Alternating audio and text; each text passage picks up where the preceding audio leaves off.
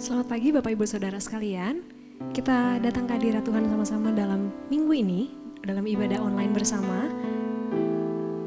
Saya akan membacakan dari Mazmur 117 ayat 1 dan 2. Pujilah Tuhan hai segala bangsa, megahkanlah Dia hai segala suku bangsa. Sebab kasih-Nya hebat atas kita dan kesetiaan Tuhan untuk selama-lamanya. Saya persilakan kepada Bapak Ibu Saudara untuk mengambil saat teduh sejenak. Kita mau sama-sama menghadap hadirat Tuhan, menaikkan segala hormat dan syukur kita buat kasih-Nya yang tak berkesudahan buat hidup kita. Kita mau menyembah kekudusan Tuhan yang telah mengizinkan kita untuk hadir di tahtanya.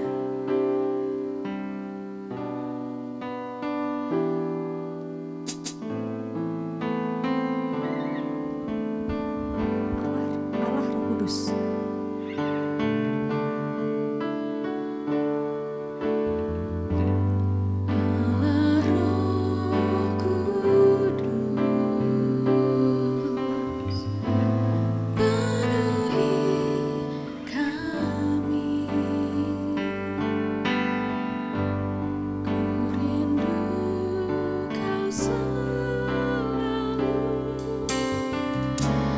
Dalam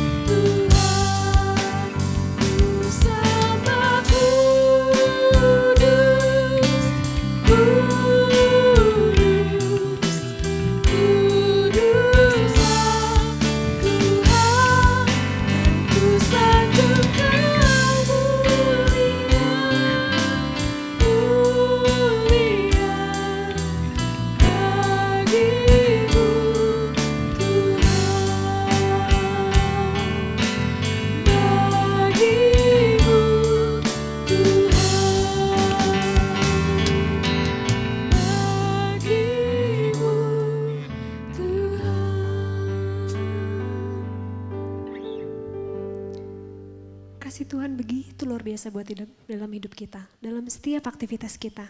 Mungkin dalam setiap pergumulan yang kita hadapi, kita terkadang gak mengerti apa sih, kenapa sih Tuhan bisa izinkan itu semua terjadi dalam hidup kita. Satu pujian yang mengingatkan pada saya bahwa semua yang membuat kita tidak mengerti yang terjadi dalam hidup ini, tangan Tuhan itu selalu menyertai kita. Karena Tuhan mengenal setiap langkah hidup kita, bahkan saat kita masih ditenun, Tuhan sudah mengetahui jalan hidup kita. Dalam kondisi yang tidak menyenangkan, baik dalam perekonomian, dalam setiap aktivitas kita, dalam setiap kesehatan, kita memerlukan Tuhan. Mari kita mendekatkan diri kita kepada Tuhan. Kita serukan bahwa Yesus, kami memerlukan-Mu. Dalam setiap kehidupan kami tidak mampu Tuhan untuk berjalan sendiri. Kita mempujikan lagu ini bersama-sama. Yesus, ku memerlukan-Mu. Apa yang Kau izinkan terjadi terkadang membuatku tak mengerti. Semua yang tak kupahami, namun tangan-Mu menyertai. Ku dengar suara lembut memanggil, beri damai sukacita di hati.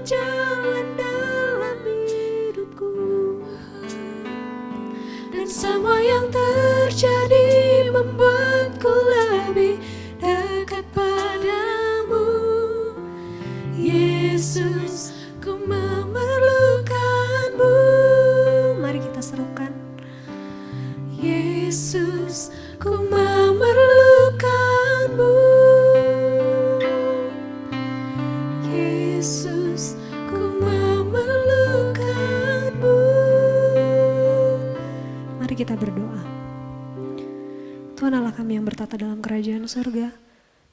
Kami mengarahkan hati dan pikiran kami Tuhan untuk menyerahkan pokok-pokok doa kami pada hari ini. Kami mau menyatukan hati kami untuk mendoakan negara kami Tuhan, Indonesia. Kami berdoa untuk segala yang terjadi di Indonesia. Kami yakin dan percaya bahwa ketika Tuhan mengizinkan sesuatu terjadi, Engkau pasti sudah memberikan yang terbaik buat kami Tuhan. Dan bantu kami untuk bisa mengerti, untuk bisa mengetahui dan mengenal Tuhan apa yang Engkau inginkan dalam kehidupan kami. Apa yang harus kami pelajari, apa yang harus kami perbaiki, apa yang harus kami alami di masa seperti ini. Dan bantu kami Tuhan untuk bisa senantiasa memiliki kedekatan, memiliki iman yang terus berpegang padamu. Berdoa buat setiap para pekerja dalam setiap pekerjaan mereka, mungkin yang harus bekerja di rumah ataupun yang harus bekerja di luar. Biarlah kiranya Engkau yang memberkati mereka. Kami juga tidak lupa buat saudara-saudara kami yang mungkin kehilangan pekerjaannya, yang mungkin belum memiliki pekerjaan. Engkau yang akan menyediakan, Engkau yang akan memberikan Tuhan tepat pada waktunya. Engkau juga yang akan memenuhi segala kebutuhan setiap dari kami, baik itu dari ekonomi, dari kesehatan, dari bidang apapun. Dan kami mau berdoa juga Tuhan untuk anak-anak yang sekolah, yang masih berkuliah. Kami menyerahkan segala proses pembelajarannya ke dalam tangan-Mu. Meskipun belajar dari rumah, tapi biarlah kiranya Engkau memberikan mereka hikmat, kepandaian, kecerdasan yang daripadamu Tuhan, sehingga mereka bisa mengikuti semua pembelajaran dengan baik. Semua tugas-tugas bisa mereka kerjakan dengan baik. Bantu mereka untuk mengatur waktu mereka di tengah kesibukan mereka. Kiranya Engkau juga memberkati dari ibu-ibu rumah tangga, Engkau berikan kecakapan, Engkau berikan kebijaksanaan untuk mengatur keuangan. Engkau memberkati setiap dari kami Tuhan, melimpahkan kami dengan kasih-Mu, dengan penyertaan-Mu, dengan sukacita. Dalam setiap pergumulan kami, bantu kami untuk bisa selalu memandang kepada Engkau dan berharap kepada-Mu saja. Terima kasih Tuhan. Doa yang jauh dari sempurna ini kami mau serahkan semua ke dalam tangan-Mu. Semua apa yang ada dalam hati kami yang mungkin tidak bisa terucap, biarlah Engkau yang menghiburkan kami dan Engkau yang mengenal kami Tuhan, membantu kami untuk menyelesaikan setiap pergumulan kami. Karena Engkau selalu ada buat kami. Terima kasih Tuhan. Dalam nama Tuhan Yesus kami berdoa dan mengucap syukur. Amin. Bapak Ibu Saudara sekalian, kita akan mendengarkan firman Tuhan. Tapi sebelumnya mari kita persiapkan hati dan pikiran kita dan menyanyikan Kusiapkan Hatiku Tuhan.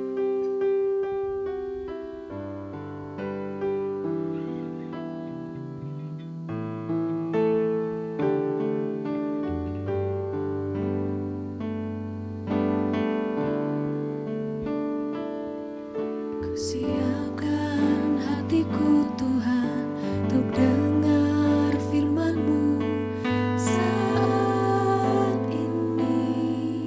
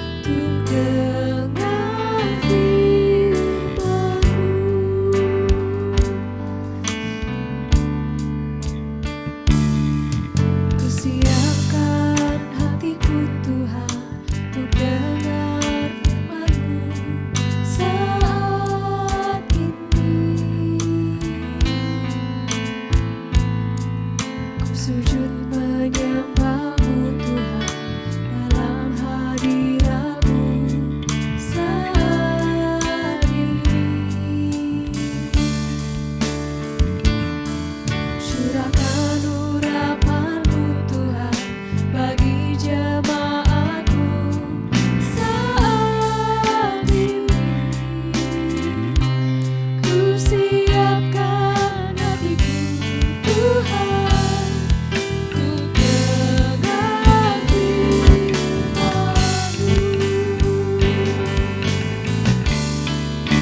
Firman-Mu Tuhan tiada berubah.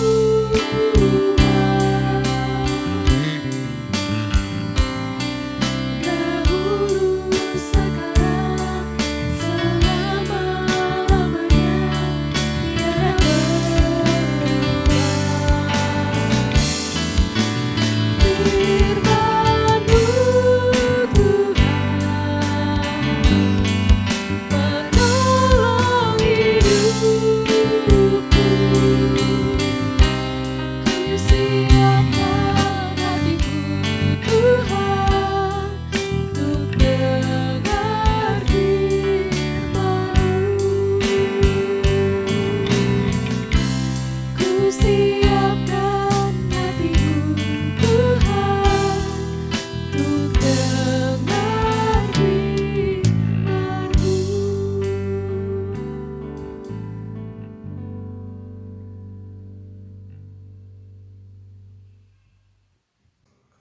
Selamat pagi, salam sejahtera buat kita semua, Jemaat Bethlehem yang ada di rumah, dan semua pemirsa yang sedang berbakti bersama-sama pada pagi hari ini. Apa kabar? Saya percaya kita semua sepakat, kita akan berkata bahwa Yesus kita luar biasa. Amin? Pasti Yesus luar biasa. Mari kita tunduk kepala bersama-sama, kita berdoa sebelum kita merenungkan bersama-sama kebenaran firman Tuhan. Terpujilah Engkau Tuhan, Engkau Bapa yang baik dalam hidup kami. Kesempatan pada pagi hari ini kami rindu Engkau menolong hidup kami untuk berbicara, merenungkan, dan memahami satu kebenaran yang luar biasa mengenai perkataan dalam hidup kami. Kami mohon Tuhan kuduskan hidup kami, supaya apa yang kami dalami pada kesempatan pagi ini memberikan kami sukacita, terlebih juga hikmat, pengendalian diri, sehingga kami mampu untuk menyampaikan bahasa-bahasa yang menguatkan dan memberkati, baik untuk keluarga kami, berjemaat, dan bagi orang lain. Terpujilah Engkau Tuhan, dalam nama Yesus kami berdoa dan bersyukur, haleluya, amin. Saudara-saudara yang saya kasihi dalam Tuhan, luar biasa, tidak terasa kita sudah berada di pertengahan tahun 2020. Tinggal beberapa saat lagi kita akan memasuki penghujung tahun 2020. Betul? Kita sudah ada di bulan Juni, dan ini adalah bulan yang istimewa bagi kita. Karena di pertengahan bulan ini kita akan terus dan membahas banyak berkaitan dengan yang namanya lidah.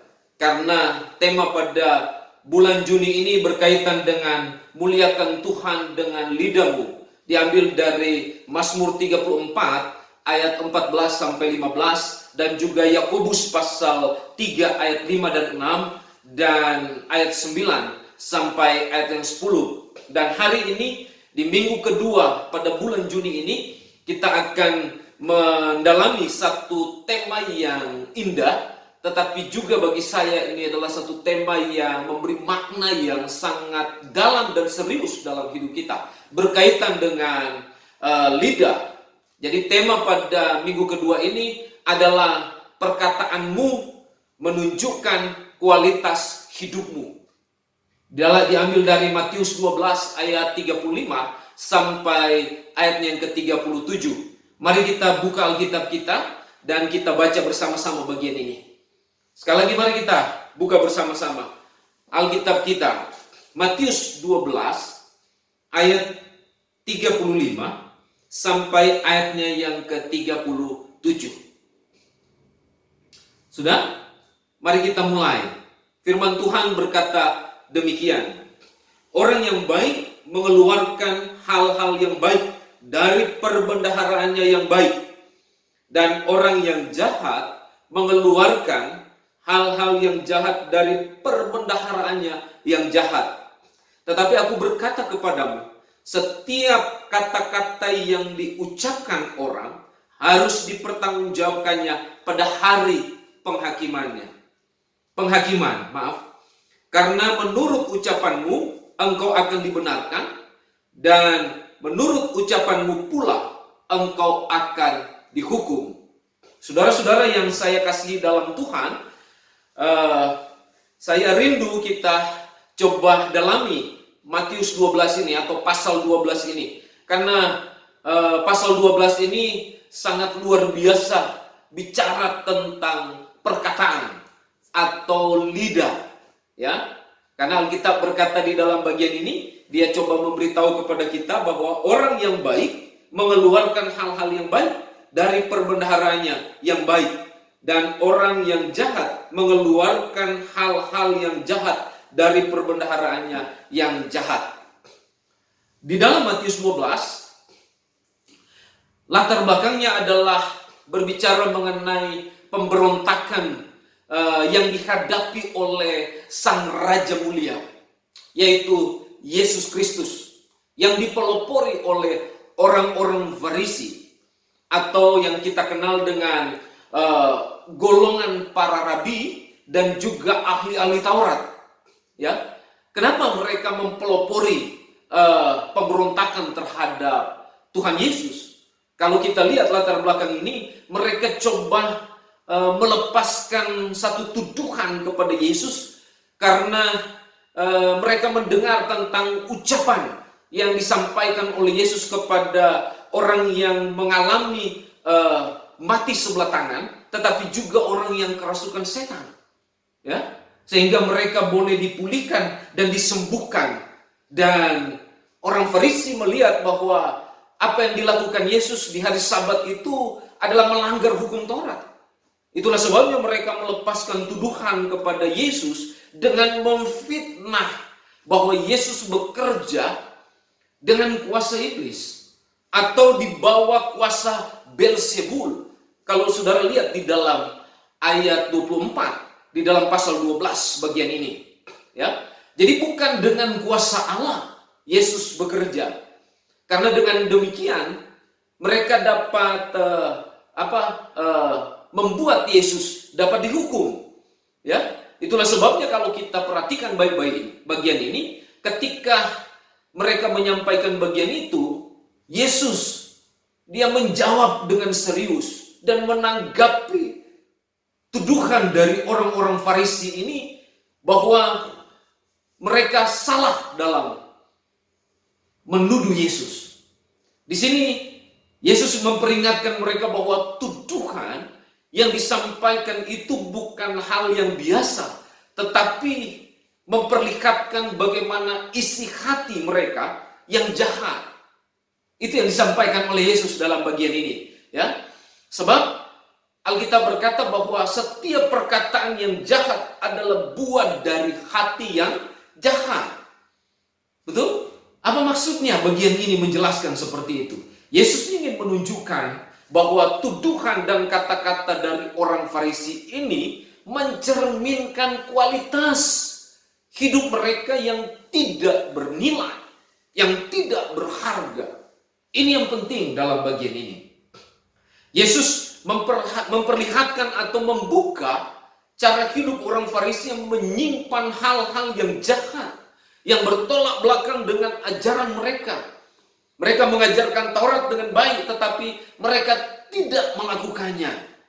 Ya, salah satunya adalah mereka mengucapkan yang jahat. Seharusnya kalau orang Farisi, ya, yaitu orang-orang yang berkecimpung dalam ahli Taurat, mereka seharusnya mengucapkan hal-hal yang menolong umat supaya mereka mengerti tentang tujuan Allah untuk memberkati hidup mereka. Ya, tapi ini tidak. Itulah sebabnya kalau saudara perhatikan baik-baik di dalam bagian ini, dengan cara mereka memfitnah Yesus, mereka menuduh bahwa Yesus dia dikuasai oleh kuasa setan. Luar biasa, saudara-saudara, ya. Dan saya coba memperhatikan bahwa peringatan ini juga sangat berkaitan erat dengan kehidupan kita sekarang ini. Sebagai orang-orang yang percaya atau sebagai hamba Tuhan, ya, dalam hal berucap dan berkata-kata atau menggunakan lidah serta perilaku hidup kita. Sebab apapun yang keluar di dalam mulut kita atau dalam hal-hal penggunaan lidah kita dalam memperkatakan sesuatu, termasuk di dalamnya tindakan-tindakan kita, menunjukkan apa yang ada di dalam hati kita dan memperlihatkan seperti apa kualitas hidup kita sebenarnya. Ya, ini yang perlu kita lihat, karena di zaman akhir ini, saudara-saudara, Bapak Ibu yang saya kasihi dalam Tuhan, dalam penantian kita, ya, untuk kedatangan Kristus pada kali yang kedua, kita perlu, dan ini penting bagi kita, pastikan bahwa hidup kita diisi dengan kebenaran firman Tuhan. Ini yang paling luar biasa, ya. Pastikan bahwa hidup kita diisi dengan hal-hal yang membangun rohani, diisi dengan kebenaran firman Tuhan atau kebenaran Alkitab.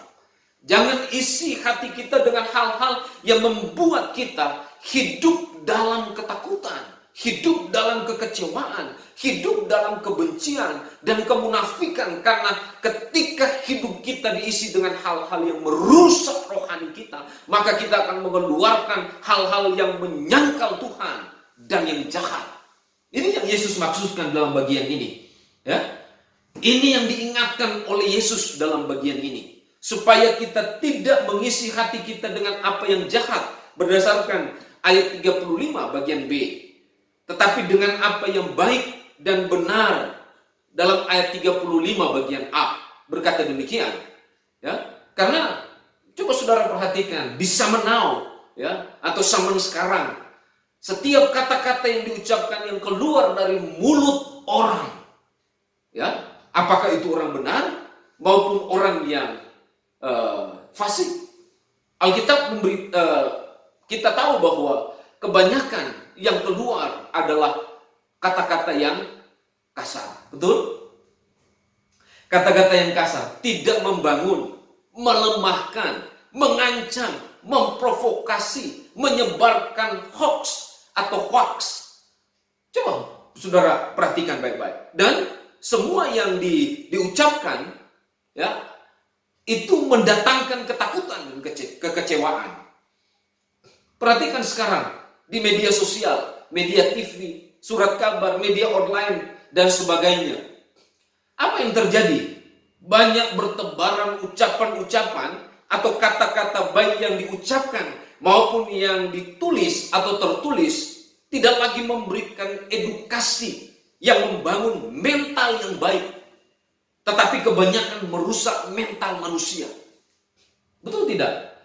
Saya mau beritahu kepada kita, sebagai ahli warisnya, kita harus membangun hidup kita dengan mengisi kebenaran yang mendidik dan melatih rohani kita untuk semakin kuat, bukan dengan kata sia-sia. Ya, ini menarik. Mengapa menarik? Mari perhatikan kata-kata yang Yesus sampaikan dalam bagian ini. Ayat 36, saya baca buat saudara. Tetapi aku berkata kepadamu, setiap kata sia-sia yang diucapkan orang, harus dipertanggungjawabkan pada hari penghakiman.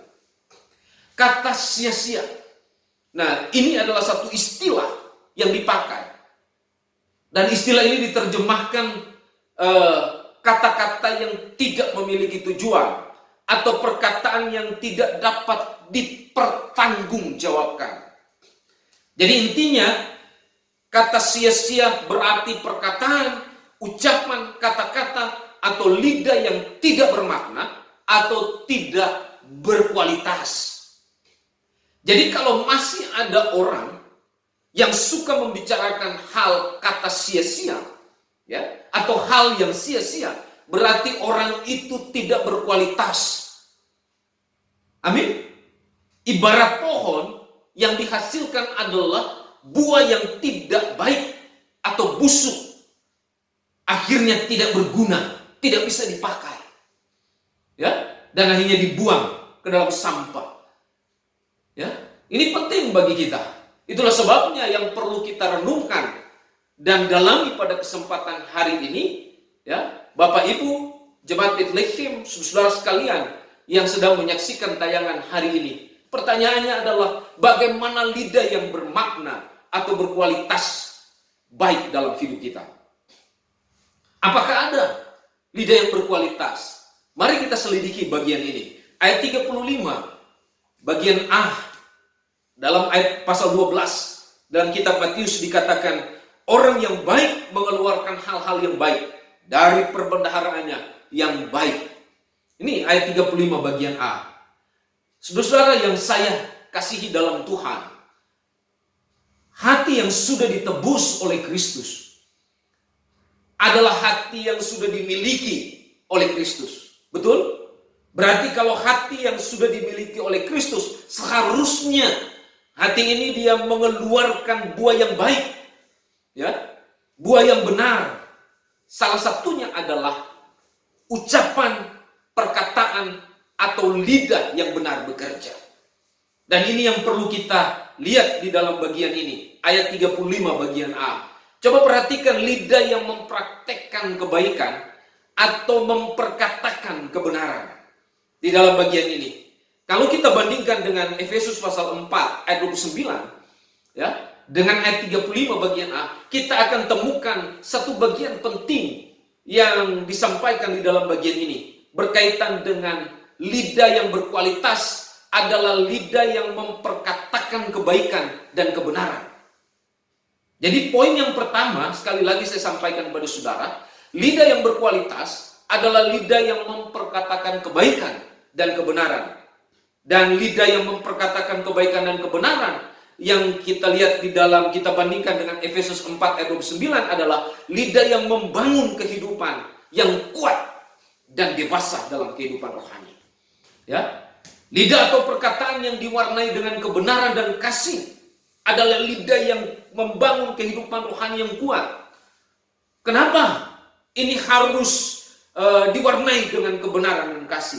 Karena ada banyak orang yang ada di sekitar kita yang membutuhkan kata-kata yang penuh kasih, kata-kata yang mengoreksi tanpa menghakimi, mendorong tanpa memaksa, yang mengarahkan tanpa menggurui. Ini yang paling penting.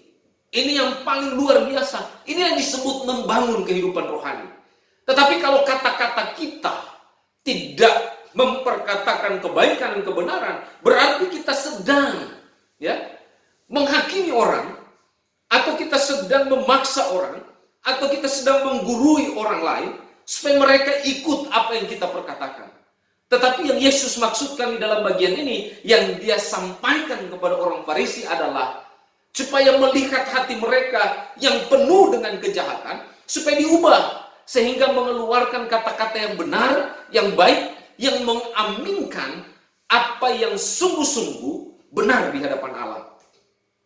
Dan apa yang dilakukan Yesus bagi orang Farisi itu bukan sesuatu yang perlu diaminkan, tetapi sesuatu yang perlu dihakimi. Dan inilah yang Yesus katakan dalam bagian ini. Kita harus punya lidah atau perkataan yang membangun kehidupan rohani, yaitu dengan memperkatakan kebaikan dan kebenaran. Tidak hanya sampai di sini. Lidah yang memperkatakan kebaikan dan kebenaran adalah lidah yang membicarakan hal-hal yang bernilai. Ya, ini yang dimaksud di dalam ayat 35a ini. Orang yang baik mengeluarkan hal-hal yang baik dari perbendaharaannya yang baik. Perbendaharaannya di mana? Hatinya. Berarti kalau hatinya itu memiliki hal-hal yang bernilai, dia akan memperlihatkan dalam tutur kata maupun tindakan-tindakan hidupnya. Betul? Coba kita bandingkan dengan Filipi pasal 4 ayat 8. Coba kita lihat apa yang dimaksud dengan hal-hal yang bernilai dalam bagian ini. Alkitab berkata, semua yang benar. Betul? Berarti semua yang berkaitan dengan dasar atau kehidupan rohani yang menunjuk kepada firman Allah. Itu yang harus diucapkan. Itu yang harus diaplikasikan dalam hidup kita. Baik dalam tindakan maupun tutur kata kita. Ya, ini kebenaran. Karena Alkitab berkata, dia kebenaran. Dan firman Allah adalah kebenaran. Dan firman Allah adalah bukan sebuah buku, tetapi ini sebuah inspirasi Allah untuk disampaikan, membangun kehidupan kita. Itulah kebenaran. Apalagi dikatakan, yang mulia. Ini bicara sesuatu yang terhormat atau sikap hidup yang baik dari seseorang. Ya, jadi kalau kita bukan pefitnah, maka kita akan membicarakan hal-hal yang membanggakan, yang membahagiakan, yang sungguh-sungguh memberikan nilai tambah kepada orang lain yang sudah mengerjakan kebenaran dengan luar biasa. Apalagi yang disebutkan di dalam bagian ini, yang adil, ya. Ini berkaitan dengan kepatutan sebagai standar moral dari kehidupan orang yang memiliki rohani dalam iman kepada Kristus. Kalau orang sudah punya kehidupan rohani yang benar dalam Kristus, dia akan melakukan keadilan dalam hidupnya, baik dalam keluarga, pekerjaan, maupun dalam pelayanan. Karena keadilan itu penting. Dia tidak melihat seperti apa orang itu, tetapi yang ada di dalam orang itu adalah dia melakukan kebenaran dan dia akan melakukan keadilan dalam hidupnya. Ini yang luar biasa, yang suci. Saya tidak akan menjelaskan banyak bagian ini. Kita semua tahu berkaitan dengan yang suci. Berarti kita bebas dari kenajisan dan kejahatan. Ya, ini hal-hal yang bernilai, yang harus bergema di dalam hidup kita, baik dalam perilaku maupun lidah kita atau perkataan kita. Ya, hal-hal yang manis kata Alkitab di sini, yang menyenangkan, atau bagaimana kita memperlakukan orang lain dalam perkataan kita dan tindakan kita, supaya mereka boleh merasa bangga sebagai orang-orang yang dimiliki oleh Tuhan dan sesama. Ya, ini penting bagi kita dan yang sedap didengar. Sedap didengar berarti kita tidak boleh mencemooh, mengumpat, mengucapkan hal-hal yang tidak terpuji dan menilai orang lain buruk. Zaman ini banyak yang ada dalam posisi ini. Selalu mencemooh orang, mengumpat, mengucapkan hal-hal yang tidak terpuji dan menilai orang lain buruk. Hati-hati saudara. Karena lidah yang membicarakan hal-hal yang bernilai adalah lidah yang sudah berada dalam kehidupan orang yang benar di hadapan Tuhan. Ya, yang benar di hadapan Tuhan.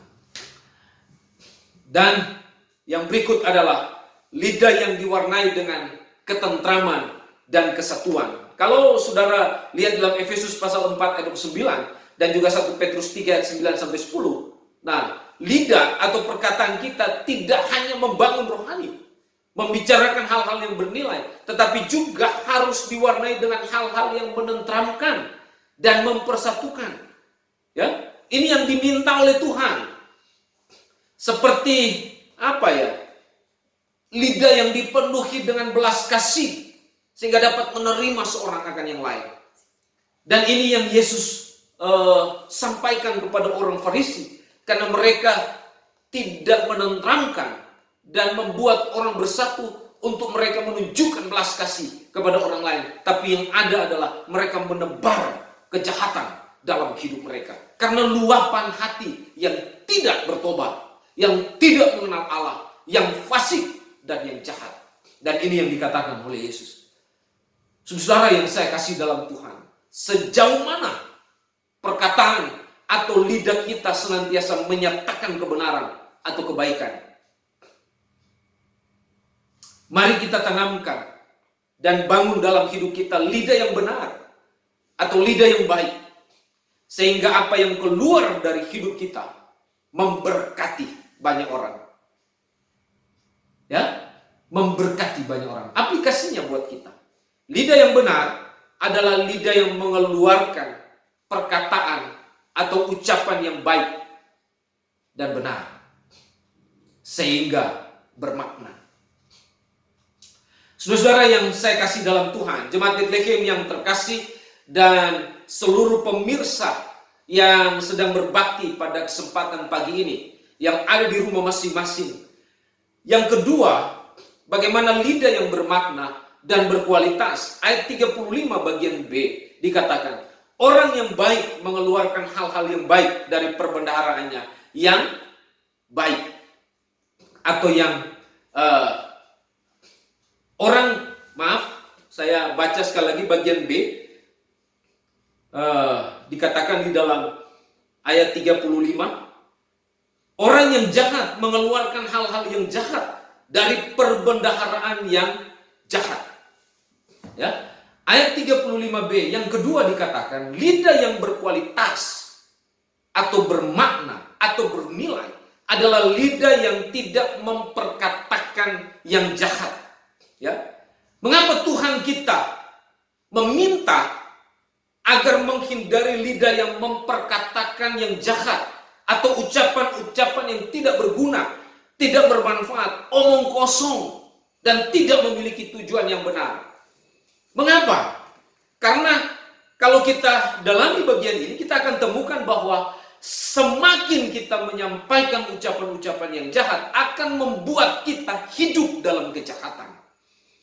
Ya?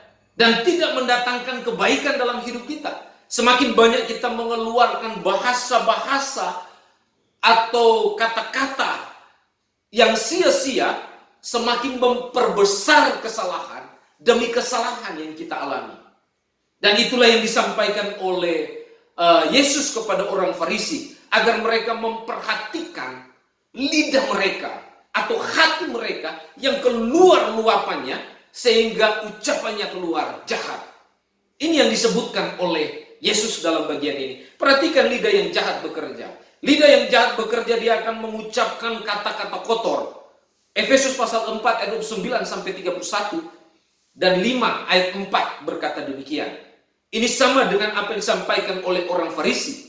Ya, kalau kita mengerti bahwa kita umat tebusannya, maka enggak ada lagi yang disebutkan di sini perkataan-perkataan kotor, yaitu perkataan yang asam, busuk, sampah yang tidak berguna yang keluar di mulut kita.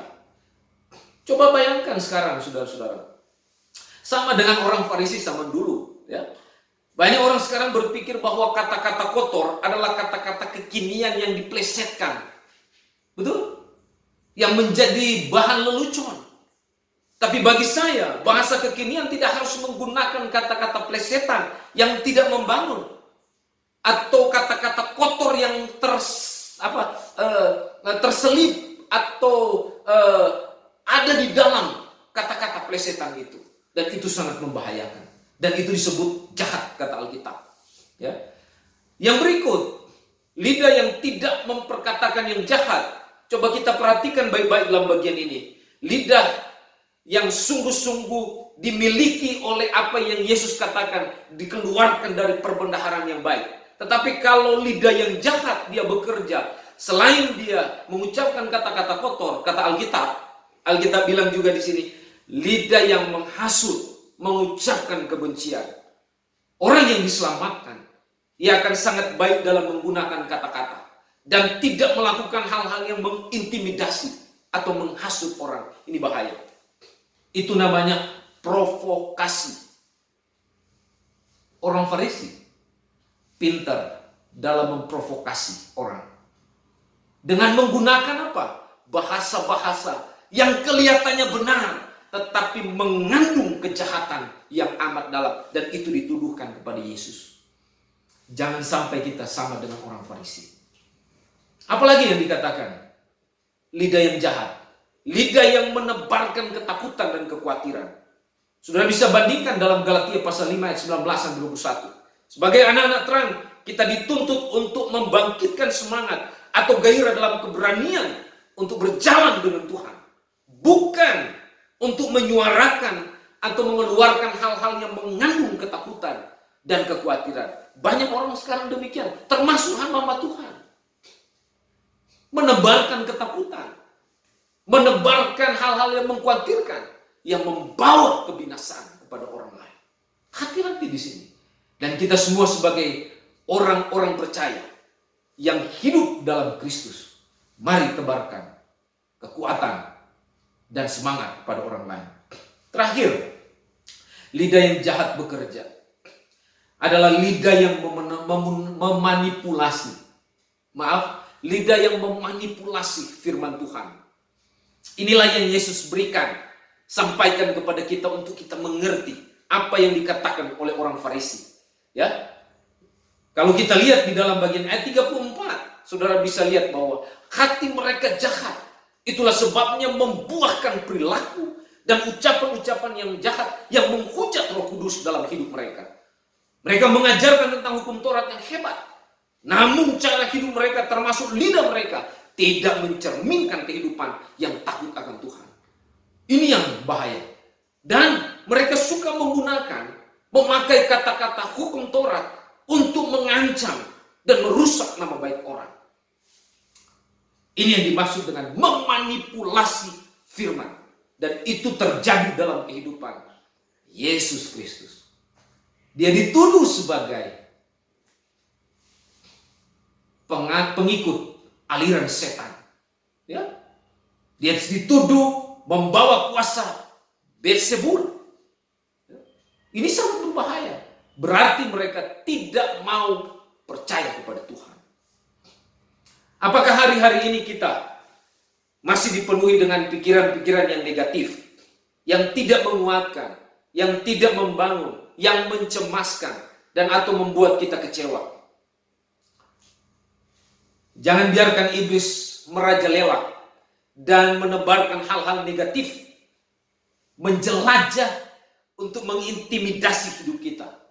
Hari ini saya memberitahu kepada kita, mari kita pastikan bahwa kita sudah menyerahkan semua hal ini kepada Tuhan.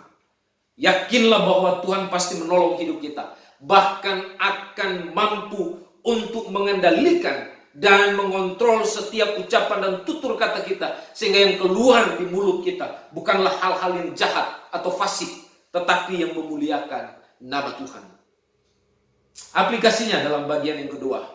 Lidah yang jahat adalah lidah yang menghasilkan mental dan karakter yang rusak. Sekali lagi, lidah yang jahat adalah lidah yang menghasilkan mental dan karakter yang jahat. Yang ketiga, ini yang terakhir, jemaat Bethlehem yang terkasih dan seluruh pemirsa di rumah. Bagaimana lidah yang bermakna atau berkualitas. Ayat 37 bagian dikatakan begini, firman Tuhan berkata, karena menurut ucapanmu engkau akan dibenarkan. Menurut ucapanmu engkau akan dibenarkan. Saudara, ingat, pada waktu kita percaya dan beriman kepada Yesus Kristus sebagai Tuhan dan Juru Selamat kita secara pribadi, Alkitab berkata bahwa kita dibenarkan oleh Allah. Amin. Akibat dari kita dibenarkan atau pembenaran yang diberikan Allah kepada kita, kita memiliki status yang pasti di dalam hidup bersama dengan Allah. Betul? Yaitu kita menjadi milik Allah. Amin. Dan kalau kita sudah menjadi milik Allah, itu berarti bahwa semua yang berkaitan dengan hidup kita, termasuk hati kita, sudah diubah dan ada dalam kuasa Tuhan. Jadi saudara-saudara, Bapak Ibu yang terkasih, orang yang beriman kepada Kristus, hidupnya akan diisi oleh hal-hal yang memberkati, hal-hal yang menguatkan, hal-hal yang membawa damai sejahtera. Apa itu? Kasih, sukacita, damai sejahtera, kesabaran, kemurahan, kebaikan, kesetiaan, kelemah lembutan, dan penguasaan diri. Itu adalah buah roh yang Tuhan taruh dalam hidup kita. Jadi orang yang sudah di dalam Kristus, dia diberi buah roh. Itu berarti bahwa ini modal orang benar. Sebab orang benar adalah orang yang diberkati Tuhan. Dengan modal ini, dia hidup dalam berkat Allah. Dengan modal ini, dia dipelihara oleh Tuhan. Amin. Makanya benar firman Tuhan. Katakan begini, karena menurut ucapanmu, engkau akan dibenarkan. Itulah sebabnya, jika orang Kristen tidak menjadi kesaksian dalam penggunaan lidah, maka ia akan tersandung. Tuhan sedih. Tuhan dikecewakan. Tuhan rindu kita menggunakan hidup kita melalui lidah kita untuk memberkati dan menggemahkan hal-hal yang positif yang mendatangkan berkat dan kebahagiaan. Dia akan sangat kecewa apabila kita menggunakan lidah kita tidak semestinya. Ya, tidak memberkati. Karena kita sudah diberkati oleh Tuhan. Mari gunakan lidah kita untuk memberkati orang lain. Untuk menolong orang lain. Membangun orang lain. Dan membawa mereka untuk memuliakan nama Tuhan. Amin. Apakah kita sudah menggunakan lidah kita untuk memberkati orang lain? Mari pakailah lidah kita untuk memuji dan menyembah Tuhan. Serta memberkati banyak orang. Melalui lidah kita, Tuhan memberi kita kuasa untuk mengucapkan firman Tuhan. Kebenaran yang menguatkan, meneguhkan kerohanian kita. Dan orang lain. Aplikasinya dalam bagian yang ketiga. Jagalah hati kita. Isi dengan hal-hal positif. Supaya apa yang keluar dari hidup kita memberkati sesama. Dan orang lain. Karena untuk itulah kita dipanggil. Jadi ada 3 hal penting yang kita lihat di dalam bagian ini. Perkataanmu menunjukkan kualitas hidupmu. Pertama adalah mari perkatakan kebaikan dan kebenaran. Yang kedua, kita dilarang untuk memperkatakan yang jahat. Dan yang ketiga adalah pakai perkataan tutur kata kita untuk memberkati orang lain. Kalau itu yang kita lakukan, maka Tuhan memberkati hidup kita. Kesimpulannya dalam bagian ini. Keharmonisan dalam keluarga dan berjemaat terlihat dalam perkataan serta perilaku kita yang berkenan kepada Tuhan atau yang benar. Tuhan memberkati kita semua. Kita bersyukur untuk firman Tuhan pada pagi hari ini. Bapa, terima kasih untuk firman-Mu. Jamah hati kami Tuhan. Supaya buah yang keluar di mulut kami sungguh-sungguh dapat benar, baik, tidak mengeluarkan hal yang jahat, tapi memberkati orang lain. Meteraikan firman-Mu dan kuduskanlah kami semua. Biarlah hari lepas hari kami menunjukkan kehidupan kami yang berkenan kepada Tuhan. Di dalam nama Yesus Kristus kami berdoa dan bersyukur, memberkati kami sekalian. Amin. Bapak Ibu Saudara sekalian, kita sudah mendengarkan firman Tuhan dan mari kita menyanyikan pujian respon dari NP 129, Jangan Aku Dilalui.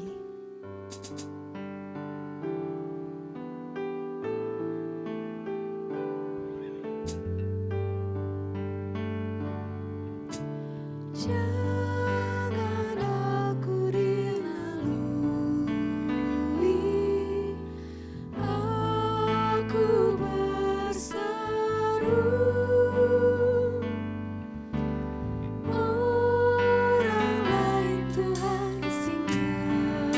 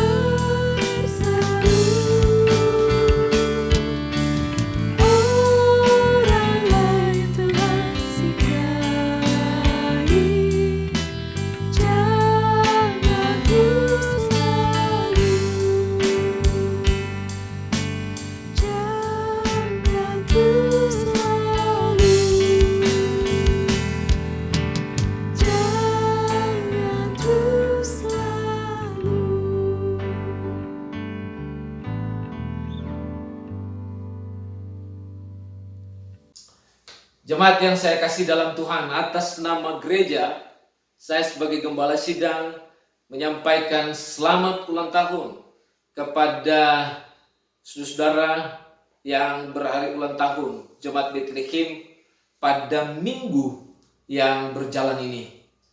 Kiranya Tuhan Yesus memberkati, menguatkan, dan memberikan sukacita yang berkelimpahan dalam hidup saudara. Dan juga kiranya dalam keluarga saudara ada senantiasa dalam keharmonisan dan pemeliharaan dari Tuhan.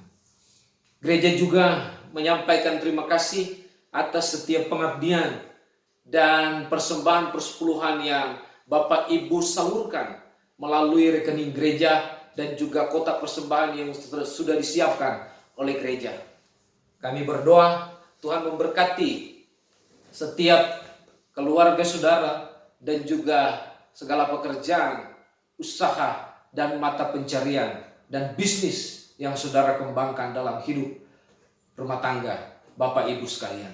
Terima kasih, Tuhan memberkati. Demikian saudara yang sedang bergumul, berjuang dengan sakit, kiranya Tuhan memulihkan dan menyembuhkan dengan kuasa-Nya.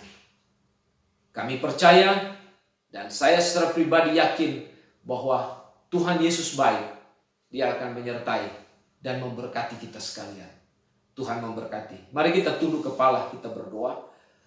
Di dalam nama Allah Bapa, Allah Anak, dan Roh Kudus yang sudah memberkati kami hari ini. Kami percaya kami semua ada dalam kemurahan Tuhan. Terpujilah Engkau Tuhan. Kami akhiri seluruh rangkaian penyembahan kami hari ini. Haleluya. Amin. Puji Tuhan, kita telah mengakhiri kebaktian ibadah kita. Mari kita naikkan lagu kita, Maha Besar, Oh Tuhanku.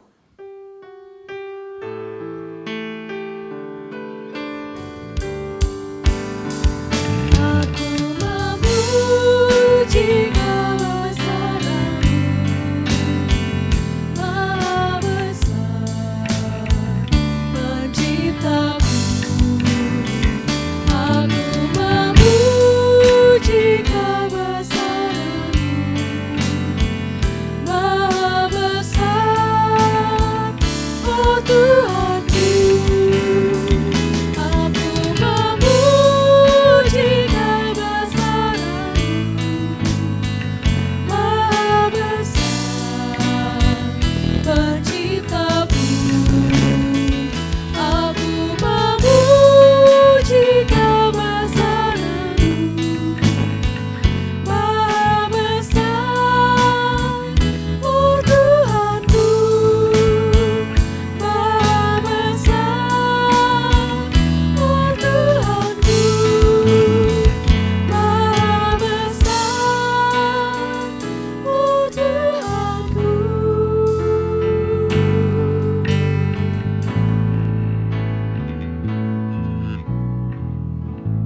Tuhan Yesus memberkati.